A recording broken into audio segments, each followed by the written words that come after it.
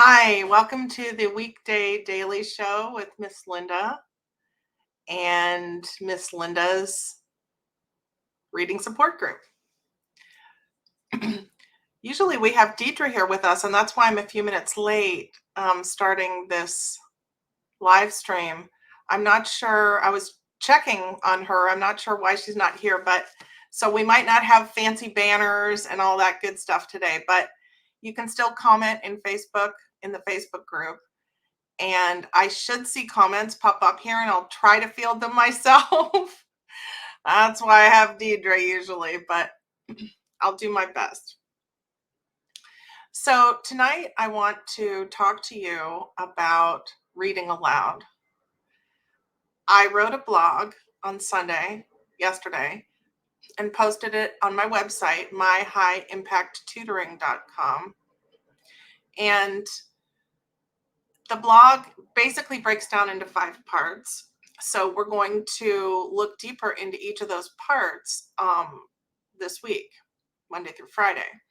And the first part of the blog, so if you want to go read it, you just go to myhighimpacttutoring.com/blog with a www in front. Okay.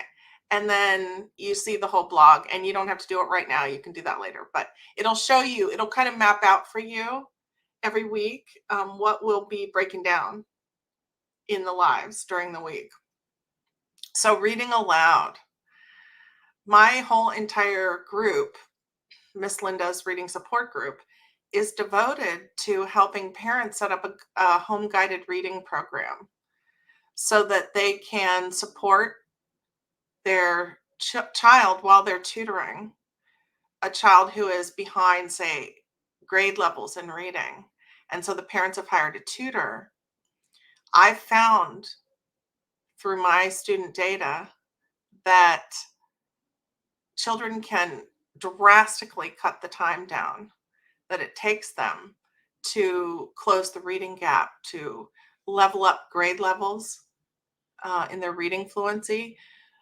If the parent makes the time during the week on days that they're not tutoring to let the child read aloud to them for 20 to 30 minutes each day. So it builds phonological awareness, which means that we can hear our mistakes. And reading aloud is something that is not done in school anymore. It used to be done back in the old days, pioneer days. Kids had to stand up at the front of the classroom and do recitation, and they probably hated it. I'm sure they hated it. But it did serve a purpose, and the purpose was so that you could hear when you make a mistake and then go back and correct it. So it's very, very important for the teacher too, or the tutor, or the listener, the parent, to hear the child read aloud so that you can tell what they do and don't know. Since reading aloud is frowned upon, reading aloud to the class, is frowned upon now because we don't want to put children through emotional trauma. But there aren't that many opportunities now for children to read aloud to a listener so that the listener can then help correct their mistakes. And that's where the magic of guided reading really happens. So anyway, reading aloud and why it's important anyway. So I thought that I would talk about this experience that I had last night. I was watching on Netflix a little mini series that they made out of a book that I had actually read. And it's called All the Light We Cannot See. And I had seen that come on Netflix and I did not want to watch it because I read the book and the book was a thing of beauty. It was written like poetry. It was so amazing. And it became sort of an instant classic as soon as it came out. The author spent like 10 years or something writing the book, constructing this story and wrapping this beautiful language around it. And, we see these movies and it's like an hour and a half of our life. And we're like, consumed another story. But when you read the book, especially when you read it aloud, you can really hear the language and you can understand where this art really comes from and why books are so important. So I thought that I would read aloud a little bit to you from this amazing book, All the Light We Cannot See, just in case you were thinking of going and watching it on Netflix, so you could kind of feel the difference between hearing the story and, from the original and watching it on Netflix. So here we go. Muséum National d'Histoire Naturelle. Marie Laura Leblanc is a tall and freckled 6-year-old in Paris with rapidly deteriorating eyesight when her father sends her on a children's tour of the museum where he works. The guide is a hunchbacked old warder, hardly taller than a child himself. He raps the tip of his cane against the floor for attention, then leads his dozen charges across the gardens to the galleries. The children watch engineers use pulleys to lift a fossilized dinosaur femur. They see a stuffed giraffe in a closet, patches of hide wearing off its back. They peer into taxidermist drawers full of feathers and talons and glass eyeballs.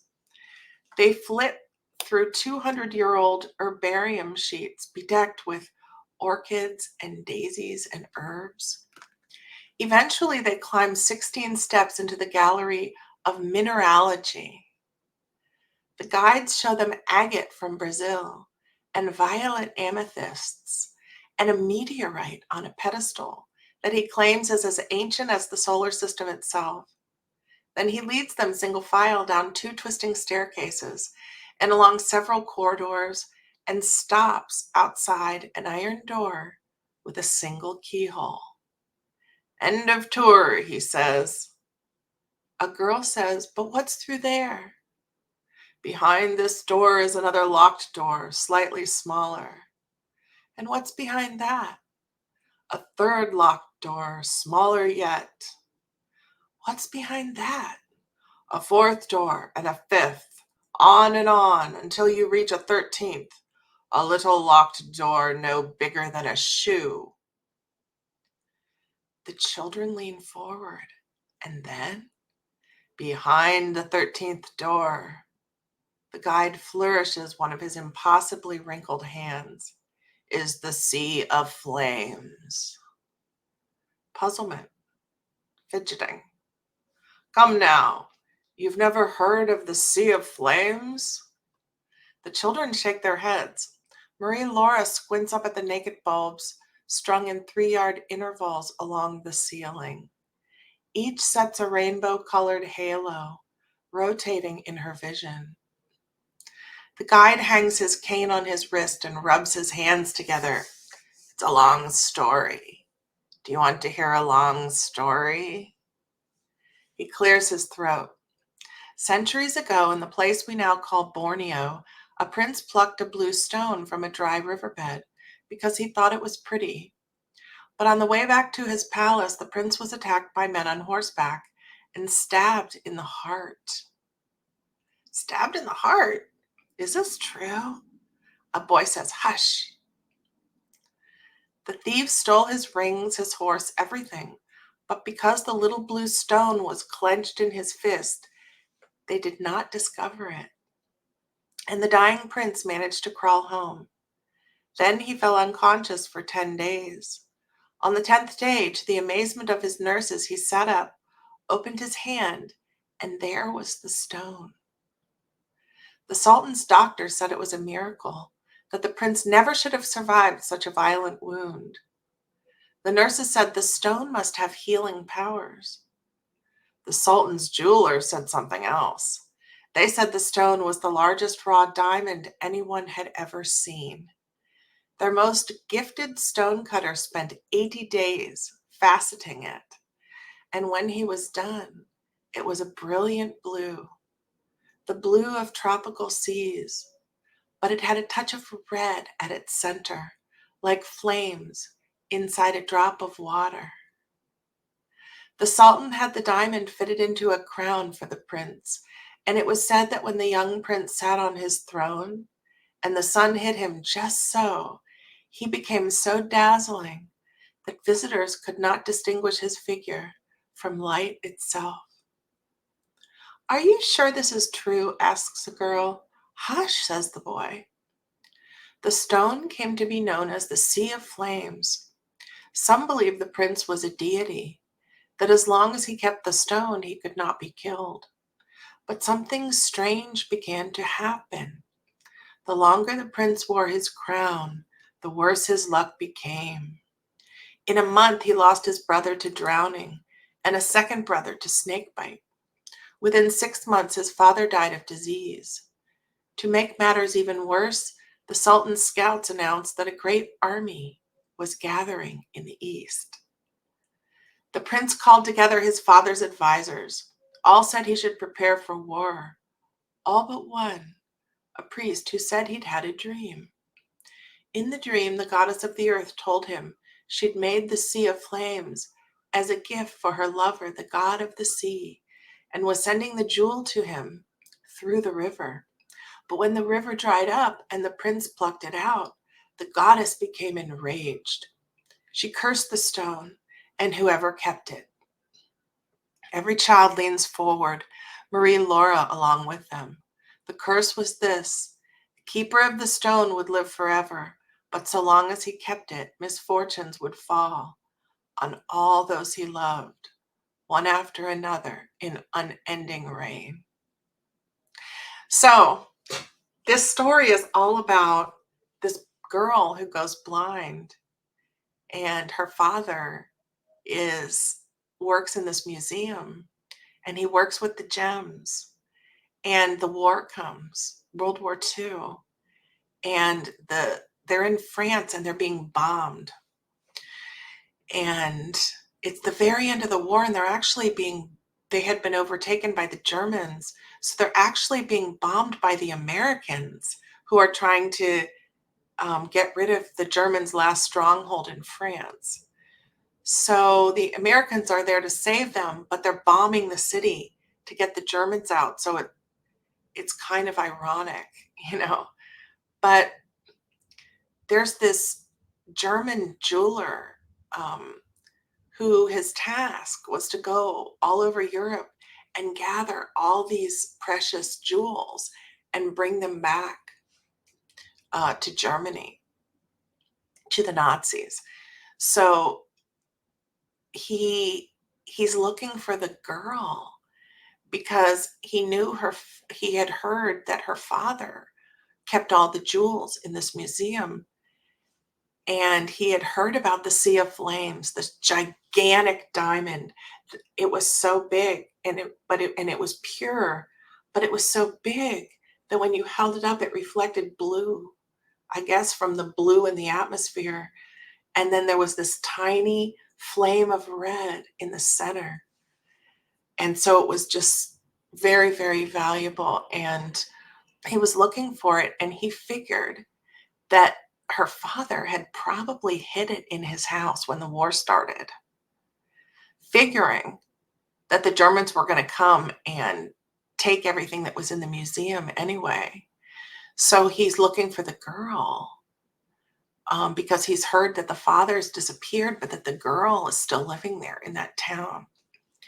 So the whole movie is about, what happened to the Sea of Flames? Where did he hide it? Where did her father hide it? And it's very exciting.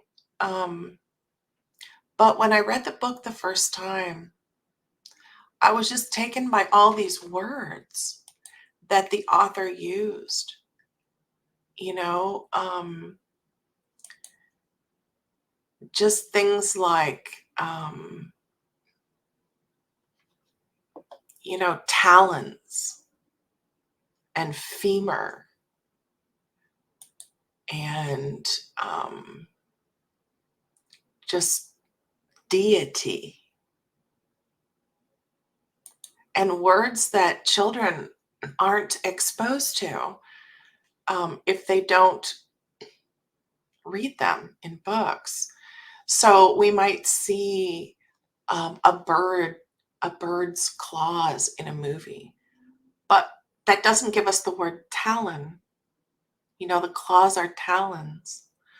Or we might see a big dinosaur bone in a movie, but that doesn't give us the word femur for the giant, the longest bone in our body is our thigh bone.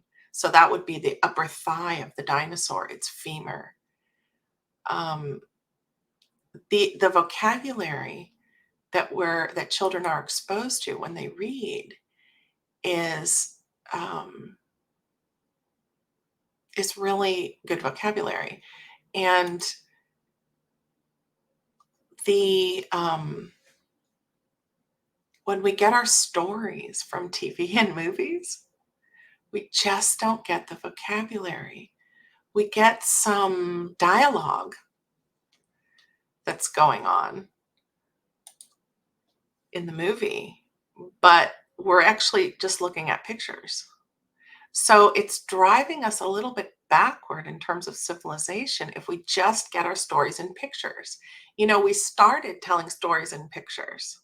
We started off, the human race, drawing stories, drawing pictures on cave walls. And as language developed later, we started writing. So, and then, later we had the printing press and we could have all these access to all these wonderful books. Now we have the internet. You can click a button and order a book on Amazon, get it immediately on Kindle. You don't even have to go to the bookstore, and you're just reading it right away on your computer screen. And so there's easy access to books. And these words are words that our children need to know in order to be literate. So I just wanted to give you a little experience there of words. And then I want to say another thing about reading aloud. Guided reading involves the child reading to the parent. Oh, there's my cat coming in the door behind me. That creepy door open. And most of us think about reading aloud in the home as the parent reading to the child. A lot of us had bonding experiences with our parents when we were little, when they would read us books at bedtime, or we would snuggle up on the couch and they would read to us. And that is very good for children's early vocabulary learning and the bonding time with the parent, and also hearing how fluent reading sounds by listening to the parent, by listening to a fluent reader read. That develops phonological awareness, or the ability to hear what the sounds should sound like, for the child. Guided reading takes it a step farther. So I want to be really clear when I'm talking about making time for reading in the home. If you have a child who is behind grade level in reading, what they need to do is read to you. So I'm not saying don't read to your children, but this is something that is what my group is all about, and that we need to make happen, is time to listen, time for parents to listen while the child reads aloud. And you will see as we go through this week, we're just going to dive right in to my basic practices, my 5 basic practices that I use during reading lessons. The reading aloud, the child reading aloud to me. Oh, there's a cattail. Come on, Alexander, get down. The child reading aloud, or adult, if you have an adult literacy student, reading to a listener. Second, the noting of miscues that the listener does while the student is reading aloud. Third, the usage of word families to find similar words to the miscues or the words that the reader missed while they were reading, and the showing of that pattern in a list of similar words until the reader gets the pattern for how to pronounce that particular combination of letters in a word. Fourth, reasons that you might want to switch up the order of reading and looking at the words and the word families. So sometimes, for very specific reasons, I have some of my students read word lists first and then read aloud. And I'll explain that when we come to that during the week. And then the fifth one is a writing component. Vocabulary lists, flashcards, spelling tests, okay? And how getting the hand involved and that kinesthetic activity improves the memory. We all had the spelling tests every Friday. We all wrote the spelling lists back in the day, and you know what? It works. So those are the 5 things we're going to talk about this week. They're my 5 pillars of my guided reading lessons. And yeah, I'm going to give away all the secrets. So I guess that's about it for tonight. I just welcome you and stay with us for the week. And at my group, Miss Linda's reading support group, if you're watching this on YouTube, or if you're already in the group, that's great. You'll see that there's an email posted there. And that's Deidre, who assists me with the group. And it's deidre.readingrevolution@gmail.com. And Deidre is DEIDRA .readingrevolution@gmail.com. And if you email Deidre, she will send you the Guided Reading Buddy for free, which is my weekly workbook that you will want to have as we work through setting up your home guided reading program and zooming your child ahead with their reading.